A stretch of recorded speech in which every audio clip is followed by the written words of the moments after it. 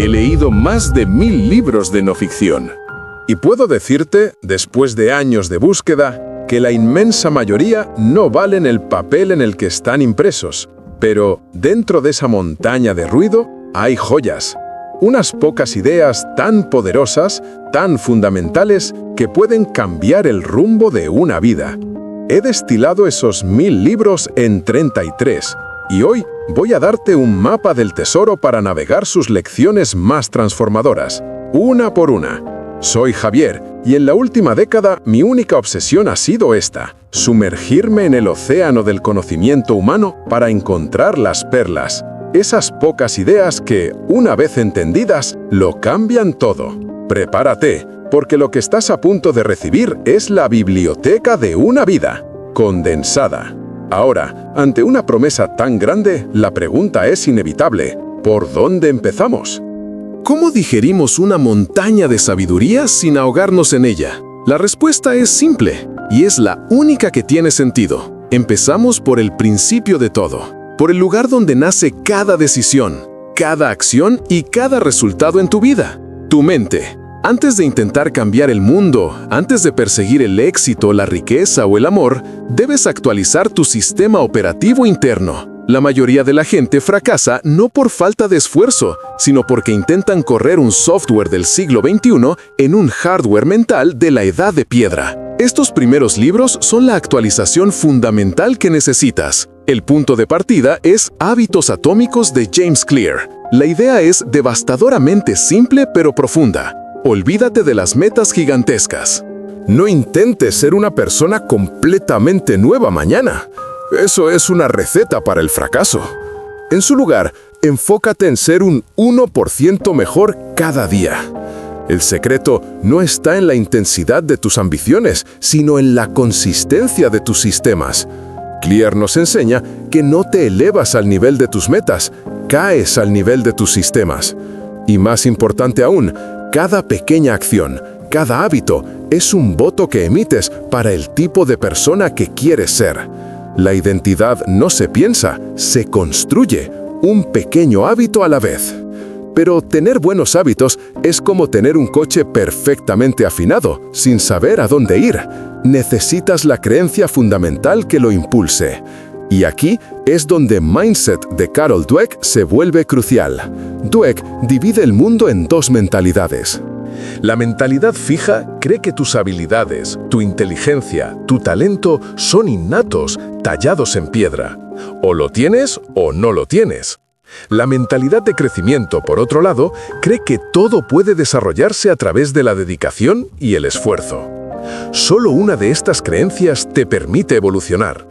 La mentalidad fija te hace temer el fracaso porque lo ve como un juicio final sobre tu valía.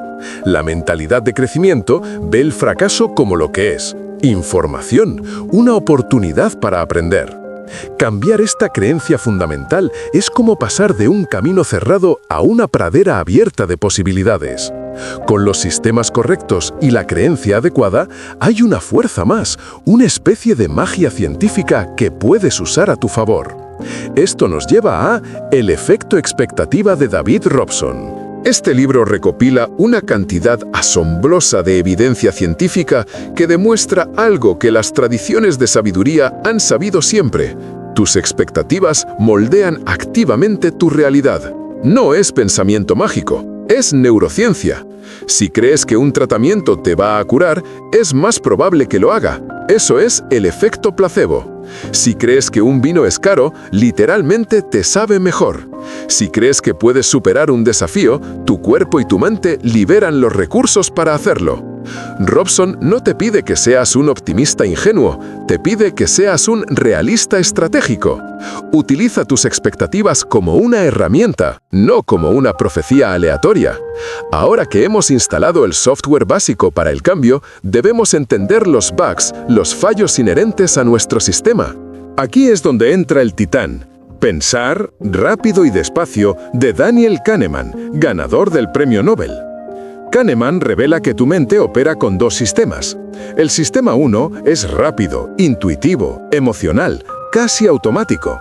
Es el que reconoce una cara en una multitud o frenia ante un peligro. El sistema 2 es lento, deliberado, analítico y requiere esfuerzo. Es el que resuelve un problema matemático o compara dos productos. La mayoría de tus errores en la vida, desde malas inversiones hasta discusiones estúpidas, provienen de un error de asignación. Usas el sistema 1, rápido e impulsivo, cuando deberías estar usando el sistema 2, lento y reflexivo. Comprender esto es como obtener el manual de usuario de tu propio cerebro. Y uno de los mayores bugs que Kahneman insinúa y que la paradoja de la elección de Barry Schwartz explora a fondo es nuestra relación con las opciones. La cultura moderna nos dice que la libertad es tener infinitas opciones. ¿Quieres un café? Aquí tienes 87 variedades. ¿Buscas pareja? Desliza entre miles de perfiles. Schwartz demuestra que esto es una trampa. Demasiadas opciones no nos hacen más libres ni más felices. Nos paralizan, nos llenan de ansiedad y nos hacen sentir menos satisfechos con la elección que finalmente tomamos, porque siempre nos preguntamos por las alternativas que descartamos. La verdadera libertad, la verdadera satisfacción, no proviene de expandir tus opciones, sino de limitarlas sabiamente, de elegir tus restricciones. Así que ahí lo tienes, el kit de herramientas para reprogramar tu mente. Sistemas, creencias, expectativas, conciencia de tus propios sesgos y la sabiduría para limitar tus opciones. De estas herramientas, ¿cuál sientes que necesitas aplicar más urgentemente en tu vida ahora mismo? Piénsame un segundo. Y si te atreves, dímelo en los comentarios. Bien, con un sistema operativo mental actualizado y funcionando, es hora de salir al mundo. Es hora de hackear la realidad exterior. La pregunta ahora es, ¿cómo se traduce toda esta claridad interna en éxito tangible? En tu carrera, en tus finanzas, en tus relaciones. Los siguientes libros ofrecen respuestas, y te advierto, la mayoría van directamente en contra de lo que te han enseñado toda tu vida. Empecemos por el trabajo y el éxito. El mantra de nuestra generación, repetido hasta la saciedad por gurús y consejeros vocacionales, es «Sigue tu pasión». Cal Newport, en su libro «Sé tan bueno que no puedan ignorarte», se planta y dice, con la calma de un académico y la fuerza de la evidencia, error. Ese es un consejo terrible. Su investigación muestra que la gente que termina amando su trabajo rara vez empezó siguiéndolo por una pasión preexistente. La pasión no es la causa de un gran trabajo, es su consecuencia. En lugar de preguntarte, ¿cuál es mi pasión?, Newport te urge a adoptar lo que él llama la mentalidad de artesano. Enfócate en desarrollar habilidades raras y valiosas. Acumula capital profesional. Vuélvete tan bueno en algo que el mundo no tenga más remedio que prestarte atención. Es entonces, desde una posición de maestría y valor, que obtienes la autonomía, el impacto y la conexión que generan la pasión. Pero incluso cuando alcanzas el éxito, te enfrentas a un peligro aún mayor, la ceguera.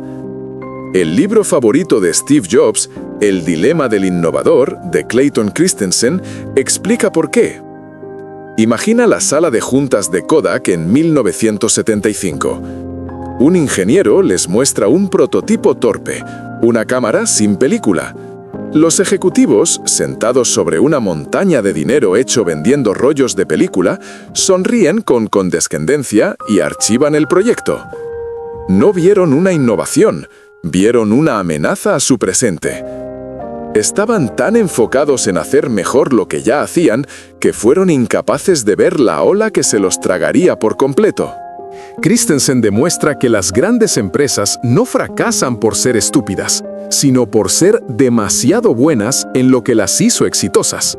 Y la pregunta que este libro te obliga a hacerte es aterradora. ¿Cuál es la cámara digital que estás ignorando en tu propia vida o carrera porque estás demasiado invertido en tu película actual? Esta idea de redefinir el éxito nos lleva directamente a La semana laboral de 4 horas de Tim Ferriss. Sé lo que estás pensando, el título suena a estafa de marketing, pero si ignoras el título y lees el libro, te das cuenta de que su propuesta es profundamente filosófica. Ferriss te obliga a cuestionar la definición misma de riqueza. La sociedad te dice que la riqueza es acumular dinero para poder dejar de trabajar a los 65. Ferris dice que eso es un plan estúpido. La verdadera riqueza no es el dinero en el banco, es la libertad, el tiempo y las opciones. Él redefine la jubilación no como un evento final, sino como mini jubilaciones distribuidas a lo largo de tu vida. El objetivo no es tener más posesiones, sino más experiencias y autonomía. Este libro es una bomba de relojería bajo el modelo de vida tradicional de trabaja, ahorra, muere. Esta redefinición de la riqueza es el puente perfecto hacia la psicología del dinero.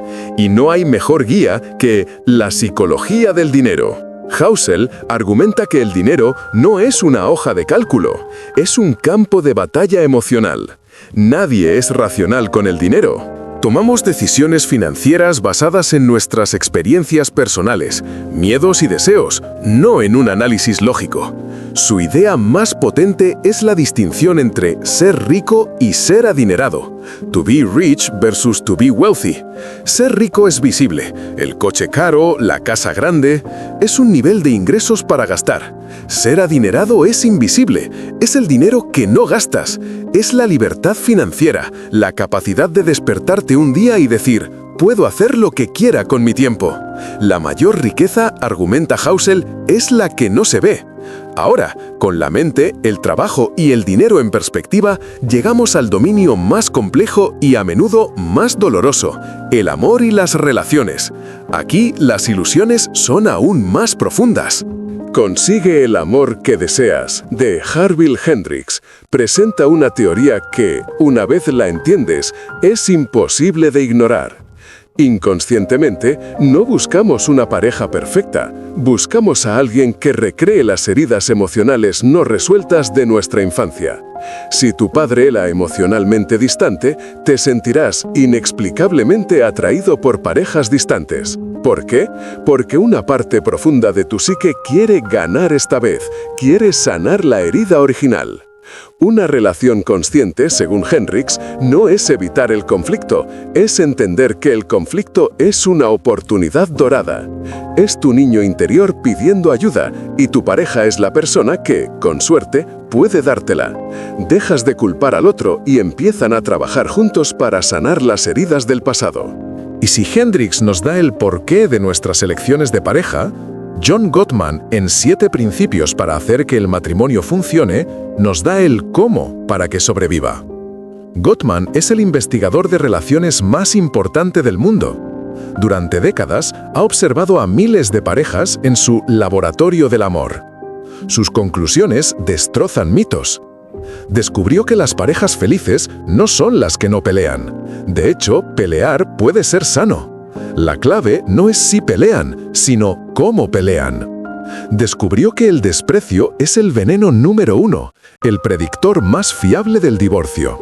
Y quizás lo más importante, reveló que el 69% de los problemas de una pareja son perpetuos, irresolubles.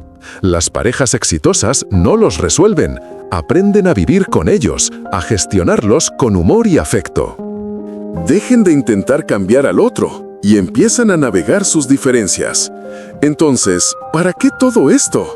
Has reprogramado tu mente, has encontrado una forma más inteligente de trabajar, has redefinido la riqueza y has aprendido a navegar el complejo mapa del amor.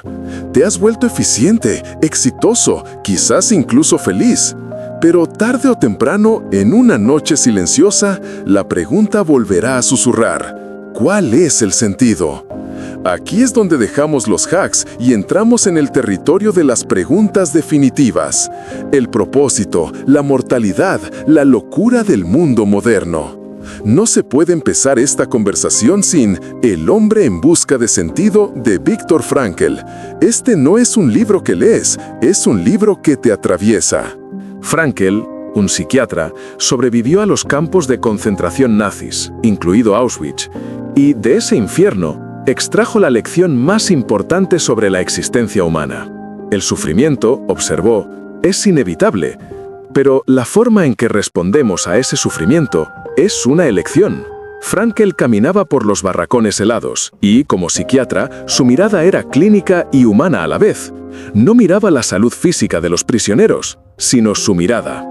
Podía predecir con una certeza aterradora quién sería el siguiente en rendirse, quién moriría no de hambre o enfermedad, sino de desesperanza. Era aquel que al despertar ya no encontraba una razón para ponerse de pie, aquel que había perdido su porqué. La conclusión de Frankel es la piedra angular de la resiliencia humana. Mientras tengas un porqué para vivir, puedes soportar casi cualquier cómo. Si Frankel nos da una razón para vivir a pesar de la muerte, La negación de la muerte, de Ernest Becker, ganador del premio Pulitzer, nos ofrece una teoría radical sobre por qué vivimos como lo hacemos.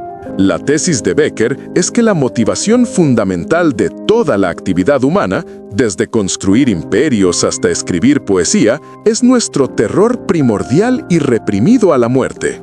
Sabemos que vamos a morir, que somos solo un cuerpo que eventualmente se pudrirá, y esta verdad es demasiado para soportarla. Así que creamos lo que él llama proyectos de inmortalidad. Nuestra carrera, nuestra familia, nuestra empresa, nuestra obra de arte. Son intentos de sentir que algo de nosotros perdurará, que nuestra vida ha tenido un significado cósmico. Entender esto te permite ver el mundo y a ti mismo con una claridad compasiva.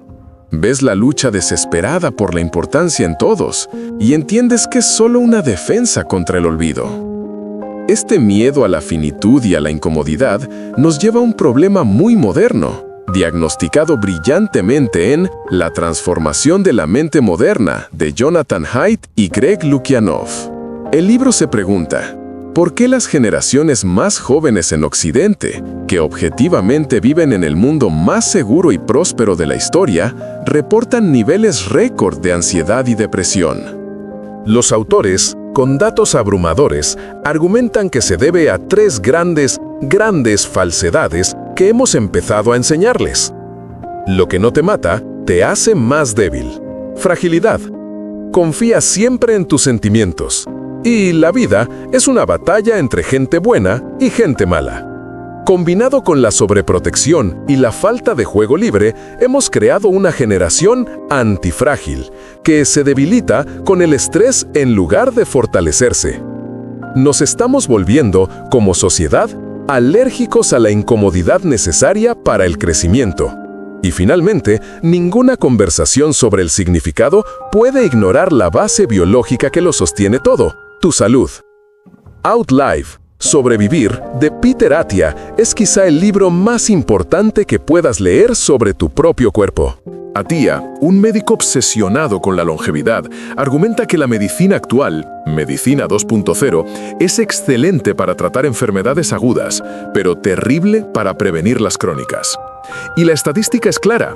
Es muy probable que mueras de una de 4 cosas: enfermedad cardíaca, cáncer, enfermedad neurodegenerativa como el Alzheimer o diabetes tipo 2. Attia propone una medicina 3.0, un enfoque proactivo y preventivo. El libro es una guía exhaustiva y basada en la ciencia para optimizar tu ejercicio, nutrición, sueño y salud emocional, no solo para vivir más años, sino para que esos años sean de alta calidad. Porque de nada sirve acumular sabiduría si no tienes un cuerpo sano para aplicarla. Así que el viaje, si lo miras en perspectiva, es claro. El camino es desde adentro hacia afuera. Primero, reprogramas tu sistema operativo mental para el crecimiento. Luego, aplicas esos principios para dominar el juego del mundo exterior, tu trabajo, tu dinero, tus relaciones. Y finalmente, con esa base sólida, usas tu fuerza y tu tiempo para confrontar las preguntas más profundas de la existencia: el significado, la muerte y tu lugar en el universo. Y por supuesto, en esta lista no podría faltar el sutil arte de que casi todo te importe una mierda, claramente escrito por un imbécil egocéntrico. Su argumento es simple: la felicidad no viene de eliminar problemas, sino de elegir problemas que disfrutes resolver, que el sacrificio y el dolor son necesarios para una vida con sentido, y que el fracaso es el camino hacia el progreso. Ha vendido más de 15 millones de copias.